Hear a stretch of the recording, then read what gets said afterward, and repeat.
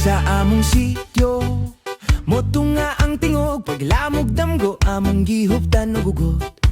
Lain-laing dalan usara ka tinguha, pag-alagad nga puno sa pagpaubos ug gugma. Sa katawa ug sa kasakit nga miyagi, magkahiusag gihapon dili magbulagi. Kabatan-onan nga may kalayo ug tinuod nga pagtuo, sa tanang buhat sa agdos yut kanunay mo tindog ug mo tuo. Kung lisod na ang dalan nga among gihagianan, sa panakiusa kami magpabilin ug magligonan. Kasing-kasing ug kamot magiusa sa tanan ng buhat sa gugma. Karon pa lang nagsugod nagyud kami ang sa akdos yuso sa kahuna-huna ug kasing-kasing nag-alagaduban sa pagtuo. Walay biyaan bisan kinsa alang sa komunidad, kami mo barog sa gugma. Ginapamunuan sa Ginoo nga anaa sa taas, magkahiusa magmalingon magpabiling libre. Kabatan-onan nga puno sa paglaom ug panakiusa, mao kini ang among pagkatawo ug tumong sa akdos yun. Mapahitason nga mo tindog gikan sa mga gabi sa plano ug paningkamot,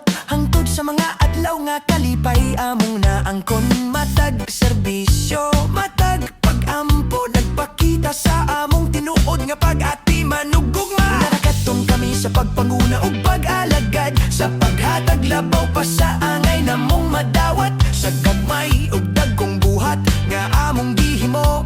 Sa akdos youth kinasing-kasing nga nag-alagad yun, bisan pa sa pagsulay ug pakigbisog sa kinabuhi. Gugma ug hustisya among piliyon, kanunay kabatan-onan nga nagkahiusa. Kusog ang tingog, dinhi kami nahisakop, dinhi kami motubo ug mo tindog. Kami ang sa akdos youth, usa ka huna-huna ug kasing-kasing nag-alagaduban sa pagtuo. Walay biyaan bisan kinsa alang sa komunidad, kami mo barog sa gugma. Ginapamunuan sa Ginoo nga anaa sa taas, magkahiusa magmalig-on magpabiling libre. Kabatan-onan nga puno sa paglaom ug panakiusa, mao kini ang among pagkatawo ug tumong sa akdos yun. Magpahitason nga mo tindog, kami ang tingog, kami ang kahayag, nagdanag sa paglaom adlaw ug gabi.